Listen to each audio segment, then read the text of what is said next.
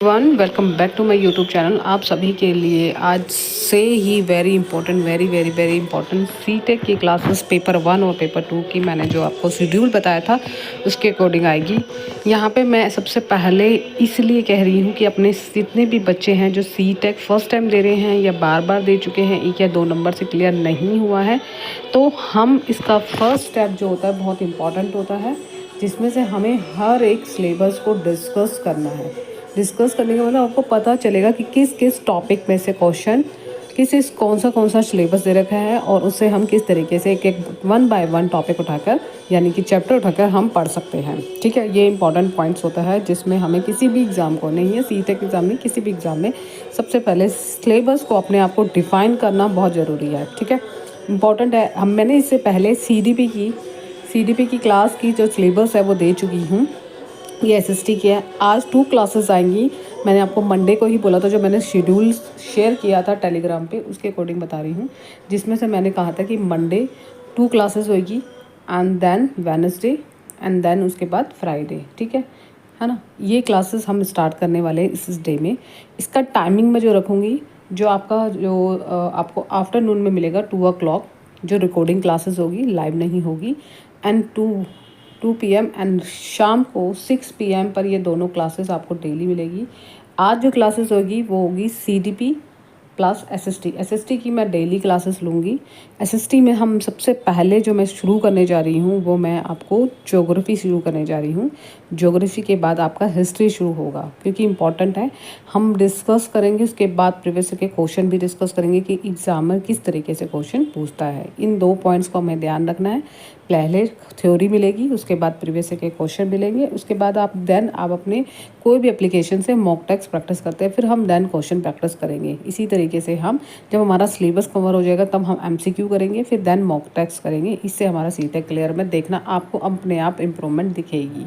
ठीक है, without time ना वेस्ट करते हुए स्टार्ट करते हैं। आज हम SST के डिस्कस करेंगे सारे पॉइंट्स, यानी कि हिस्ट्री, ज्योग्राफी और पॉलिटी, साथ ही साथ पेडालॉजी। ठीक है, सबसे पहला पॉइंट है सोशलाइजेशन में। आपको पता है 6 to 8 क्लास की NCERT बुक्स को ही फॉलो करना पड़ता है, यहाँ पे लिखा हुआ भी होता है। ठीक है, कंटेंट मतलब आपका सिलेबस। हिस्ट्री में व्हेन, वेयर एंड हाउ, कब, कैसे, क्यों। ठीक है, earliest society. Second is chapter is history के जो बता रही, first farmer and herder, the first cities, early state, new ideas and the first empire, contact and this land.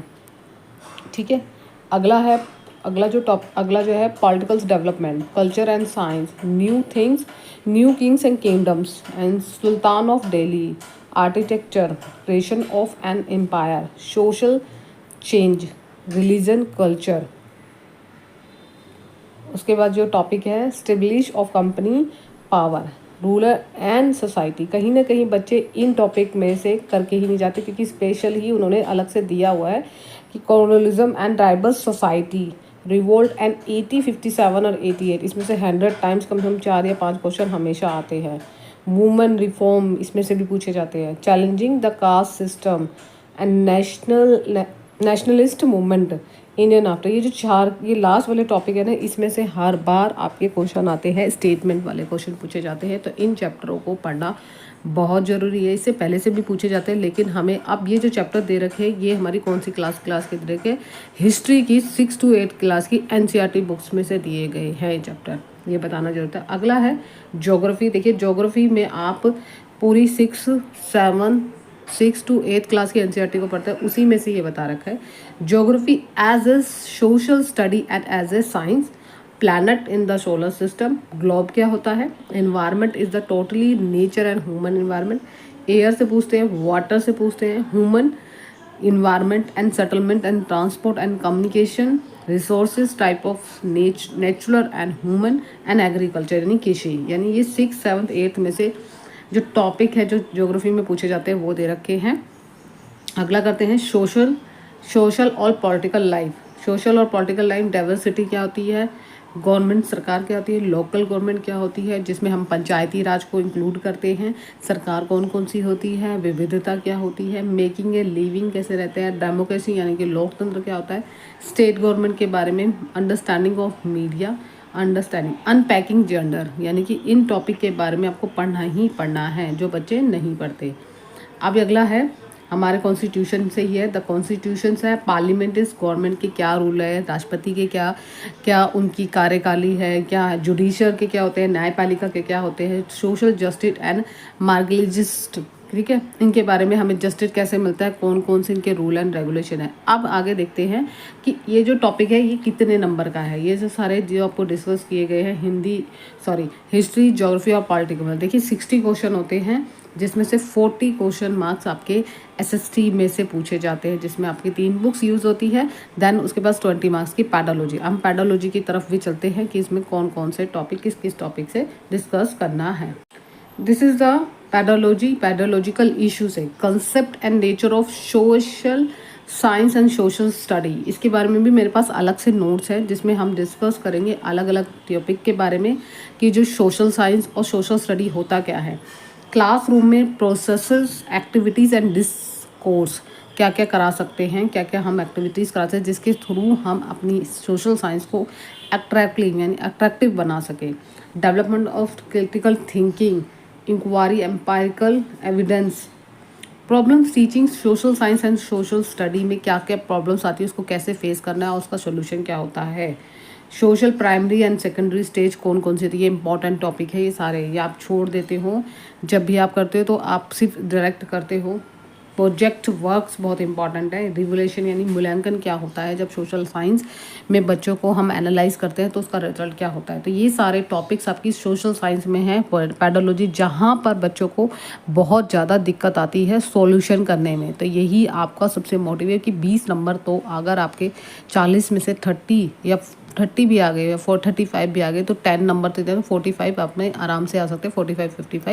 55 तो बहुत रेयर होता है कि बच्चे के आ जाते हैं, लेकिन ऐसा नहीं कह सकती, 50 प्लस तो आते ही आते हैं अगर उन्होंने इस तरीके से पूरे सिलेबस को डिस्कस करते हैं। अब हम इसके बाद लैंग्वेज 1 हिंदी और लैंग्वेज जो हमारी 2 जो भी चूज़ करता है इंग्लिश का डिस्कस करते हैं सिलेबस, ताकि आपको सिलेबस के अकॉर्डिंग फिर आप इस सिलेबस को देख कर ही अपनी जो मैं क्लासेस दे रही हूँ उसको आप मैच कर सकते हो कि मैम जो क्लासेस दे रही है उसके अकॉर्डिंग पढ़ा रही है नहीं वाली, क्योंकि आपको भी इसी तरीके से पढ़ना है। ठीक है, हम चलते हैं हिंदी की तरफ सबसे पहले कि हिंदी का सिलेबस क्या क्या दिया होता है जो हमारे सीटेक पेपर के थ्रू है। ठीक है, this is the language paper 1 और पेपर 2 में जो इंग्लिश लैंग्वेज होती है उसका सिलेबस ऑलमोस्ट सेम होता है।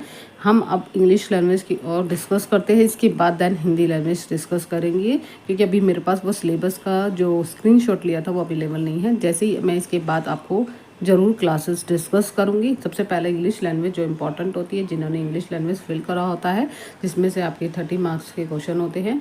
15 नंबर के क्वेश्चन आपके कंटेंट यानी कि पैडोलॉजी सेक्शन में से आते हैं, 15 नंबर आपके पैसेज में से होते हैं। दोनों ही डिस्कस कर रहे हैं। देखिए सबसे ऊपर ही यहाँ पे मैं आपको दिखा देती हूँ, ये देखिए लैंग्वेज कंप्रेंसिव में है reading unseen passage, 2 passage and 1 process and drama, यानी कि एक पोएम से होता है और एक आपका पैसेज में से होता है। एंड विद द क्वेश्चन और कंप्रेंसिव इन्फ्रेंस, ग्रामर होती है, वर्बल एबिलिटी होती है, जिसमें से आपकी लिटरेसी, साइंटिफिक और नरेटिव एंड डिस्क्रिप्टिव पूछा जाता है। तो यहाँ पे एक ही ये आपकी लैंग्वेज जो है जो 15 नंबर के क्वेश्चन आते हैं, जिसमें पैसेज पूछे जाते हैं, आंसर्स पैसेज में आपकी पोएम और आपका मैसेज पूछा जाता है। देन उसमें से रिलेटेड कुछ ग्रामर क्वेश्चन पूछे जाते हैं, कुछ आपके एटोनिम्स एंड सिनोनिम्स पूछे जाते हैं। कहने का अभिप्राय ये है इनका। ठीक है, आगे देखते हैं पैडोलॉजी सेक्शन की और डिस्कस करते हैं। पैडोलॉजी इंग्लिश के लिए देखिए लर्निंग एंड एक्विजिशन, जितने 15 नंबर की आती है यहाँ पे लर्निंग एंड यानी कि लर्निंग सीखना और एक्विजिशन मतलब इक्वायर करना। प्रिंसिपल ऑफ टीचिंग, शिक्षण जब टीचिंग करते हैं तो उसके क्या सिद्धांत होते हैं, क्या प्रिंसिपल होते हैं, ये हमें बताना होता है। The role of listening and speaking, जो लिसनिंग सुनना और जो बोलने के जो फंक्शन होते हैं, जो भाषा सीखने के फंक्शन होते हैं। How to children use children को कैसे यूज़ करा के उसे और अट्रैक्टिव बना दें, हम कौन कौन से मेथड यूज़ कर सकते हैं, हम कौन कौन से टूल्स यूज़ कर सकते हैं, तो इसके बारे में हमें डिस्कस करना है। तो it is as a tools, देखो IT टूल्स मतलब जो भी आजकल जनरेटिव प्रोजेक्टर यूज़ करते हैं, कोई मैप यूज़ करता है, अगर हम देखें तो कोई चार्ट यूज़ करता है, बहुत सारे यूज़ कर सकते हैं हम वर्कशीट के द्वारा वर्कशीट बना के यूज़ करते हैं, बच्चों को सिखाते हैं। तो ये चीज़ यहाँ पे परफॉर्मेंस में आपको खुद सोचनी है।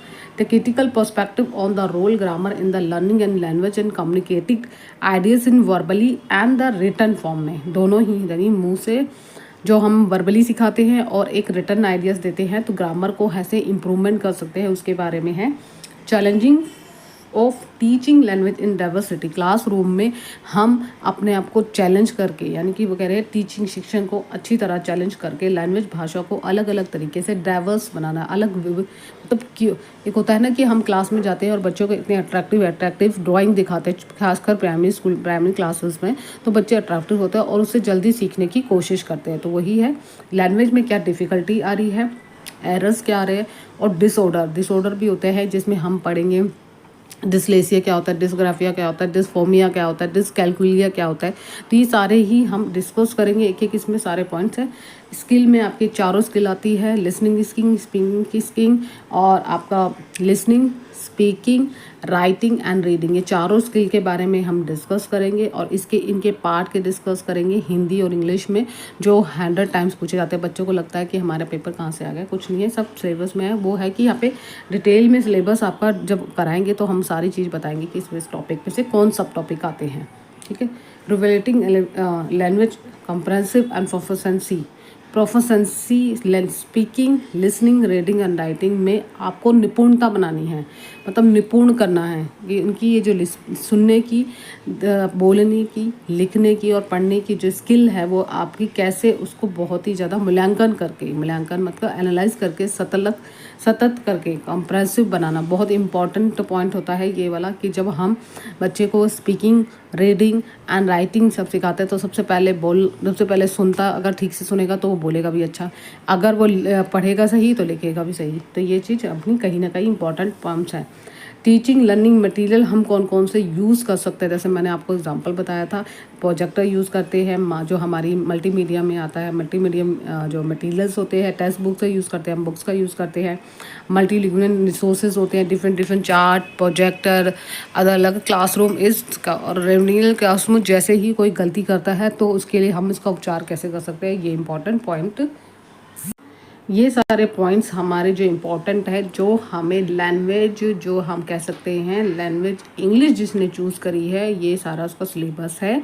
ये सिलेबस आप एक बारी मैं आपको टेलीग्राम में भी दे दूँगी, एंड देन उसके बाद आप इसको देख सकते हो। अगर आपको मिलना है तो सीटेक की वेबसाइट पर अवेलेबल है, इन्फॉर्मेशन बुलेटिन में सारा डिस्कस होते हैं, सारा ही क्लियर बताया गया है। और अब हम इसके साथ ही साथ हिंदी की भी पेडोलॉजी और प्लस उसके क्वेश्चन डिस्कस कर लेते हैं। फिर आपको ऑलमोस्ट मैंने बताया, अब रह गया आपका पेपर 1 में मैथ्स और EVS जो इम्पोर्टेंट है। पेपर 1 मैंने पेपर 2 का सारा, देखिए लैंग्वेज 1 और लैंग्वेज 2 की बात करूँ तो ऑलमोस्ट सिमिलरिटी है, इनकी सेम है, कोई चेंजेस नहीं है। पेपर 1 और पेपर 2 सिर्फ चेंजेस आपके SST, EVS, मैथ्स में है, ठीक है, ये चीज़ ध्यान रखना। अब हम चलते हैं हिंदी लैंग्वेज, जिसमें मैं आपको डिस्कस कर देती हूँ। ये हिंदी का सब्जेक्ट है, जो आपकी भाषा समझ यानी कि लैंग्वेज जो 1 चूज़ करते हैं, जैसे हिंदी यूज़ ठीक है, उनका सिलेबस है। देखिए, अदृश्य मार्गों को पढ़ना, यानी कि कहने का अभिप्राय है कि 2 पैसेज आएंगे। सिंपल तरीके से मैं समझाती हूँ कि 2 पैसेज आएंगे जिसमें से आप चूज़ करते हैं। देखिए, यहाँ पे चूज़ करने के ऊपर भी होता है कि जो अगर लैंग्वेज 2 चूज़ करते हैं या लैंग्वेज 1 चूज़ करते हैं, सपोज़ आपने लैंग्वेज 1 को चूज़ करी है तो उसमें पैसेज और पोएम आती है, और लैंग्वेज 2 में ही, दोनों में ही आपके पैसेज आते हैं। तो ऐसा कुछ है रूल, जो आपको पता ही होगा। जब आप लैंग्वेज चूज़ करोगे तो मैं आपको फॉर्म फिल करोगे तब मैं आपको ये डिटेल में बताऊँगी, जिसमें से आपका एक पैसेज और पोएम बता रहे हैं, जिसमें नाटक समझ, यहाँ पे डिटेल में दे रखा है कि नाटक समझ और आपका जो अनुकरण है, व्याकरण से भी कुछ क्वेश्चन पूछे जाते हैं, और एक प्रश्न है आपकी कविता से, जिसमें आपके गद्य, मार्ग, साहित्य, वैज्ञानिक और कथा विचलित हो सकते हैं। कहने का अभिप्राय है जिसमें आपके व्याकरण के साथ साथ आपके कोई भी एटोनिम्स या विलोम शब्द पूछ सकते हैं, या संज्ञा पूछ सकते हैं, या व्याकरण में आपके अब तो जो आ रहा है बहुत ज़्यादा जो रिपीट आ रहा है, उपसर्ग और प्रत्यय पूछा जा रहा है। तो ये आपका सिलेबस है जो हमें पार्ट 1 है। इसके बाद है पार्ट बी जो भाषा अध्ययन है, यानी कि पैडागोजी सेक्शन है, भाषा विकास का अध्यापन, जिसमें भाषा शिक्षण के सिद्धांत।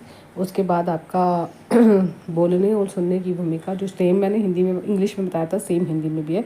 भाषा का कार्य, भाषा इसे टूल के लिए कैसे प्रयोग कर सकते हैं बच्चों के लिए। सीखना या अधिग्रहण करना, यानी कि learning and acquisition, learning skill, readymade teaching, शिक्षण सामग्री के लिए पाठ्य। अब शिक्षण सामग्री के लिए मैंने आपको बताया था सीखने की सामग्री पाठ्य, यानी टेक्स्ट बुक्स, बहुमीडिया सामग्री, कक्षा के उपरवर्ती संसाधन। इंग्लिश से हिंदी में समझना, थोड़ा इंग्लिश को समझना इजी रहेगा कंपेयर टू हिंदी, क्योंकि हिंदी में जो है कुछ बहुत सारे शब्द के एक एक अर्थ अलग अलग होते हैं। तो इसलिए मौखिक रूप से लिखित रूप में विचारों को संचालित करने के लिए भाषा सीखने में व्याकरण की भूमिका का महत्वपूर्ण परिप्रेक्ष्य क्या होता है, यानी व्याकरण की भूमिका किस तरह हमें इसका उपयोग करके एक अच्छी व्याकरण को, यानी एक अच्छी भाषा को सीखा जा सकता है। एक विविध कक्षा में भाषाओं को पढ़ने की चुनौतियाँ, भाषा कठिनाइयाँ और युक्तियों का विकास, जो हम डिसऑर्डर, उसके एरर्स, उसके प्रॉब्लम्स, और सुनने बोलने की भूमिका में उसके कार्य और उससे टूल्स कैसे प्रयोग किए जाते हैं। ठीक है, नेक्स्ट और एट लीस्ट लास्ट, भाषा समझ और प्रवीणता का मूल्यांकन करना, बोलना, सुनना और पढ़ना लिखना। ये 4 क्वेश्चन है जो इम्पोर्टेंट है हिंदी में। लेकिन यहाँ पे बच्चे क्या करते हैं कि पैडालॉजी सेक्शन में प्रीवियस ईयर के जितने भी पेपर है उसकी कहीं ना कहीं प्रैक्टिस करके ले जाते हैं, जिसकी वजह से, क्योंकि वहाँ पे अलग अलग शब्द के अलग अलग यूज़ किए गए। जैसे अगर एक शब्द एक पेपर में यूज़ किया गया एक टॉपिक में, सपोज आपके क्वेश्चन आया उस टॉपिक में डिफरेंट आपका जो है, अगर हम देखें कि उसके अर्थ अलग अलग कर देते हैं, यानी कि अगर आज यहाँ पे अगर मान लीजिए भाषा की जगह कुछ और भी दे सकते हैं। ठीक है, ये चीज़ यहाँ पे डिफरेंट होता है। इसी वजह से बच्चे क्या होते हैं कि पेपर को करने में उनकी दिक्कत आती है और उनके मार्क्स स्कोरिंग नहीं होते। हम इसी बारे में भी डिस्कस करेंगे कि जब हम पढ़ेंगे ना, जब मैं आपको बताऊँगी, जब हम प्रीवियस के क्वेश्चन पढ़ेंगे तो एक ही क्वेश्चन को कितने तरीके से पूछे जा सकते हैं। ठीक है, ये कहने का अभिप्राय है मेरा। तो आज हमने डिस्कस किया चारों। सबसे पहला मैंने डिस्कस किया आपका SST, फिर लैंग्वेज 1 इंग्लिश, फिर आपका जो आपका लैंग्वेज 2 है, जो पेपर 1 और पेपर 2 दोनों के लिए लैंग्वेज हिंदी। अब हम अगली नेक्स्ट वीडियो में जो मेरी आएगी, जिसमें हम डिस्कस करेंगे यानी कि हम डिस्कस करने वाले हैं नेक्स्ट वीडियो में जो आएगी, जिसमें हम पेपर 1 का मैथ्स डिस्कस करेंगे सिलेबस और प्लस EVS। हम इसलिए डिस्कस कर रहे हैं कि बहुत बच्चे जो स्टार्टिंग में दे रहे होते हैं उनको कहीं ना कहीं सिलेबस के बारे में इंक्लूडन नहीं होता। तो इसके बाद ही हम जब चैप्टर थ्योरी वाइज करेंगे, फिर MCQ करेंगे, जो मैं अगेन आपको बता रही हूँ, उसी तरीके से पढ़ाई करेंगे। आज की वीडियो में इतना ही, मिलते हैं नेक्स्ट वीडियो में। Bye bye, take care, thank you so much, have a nice day.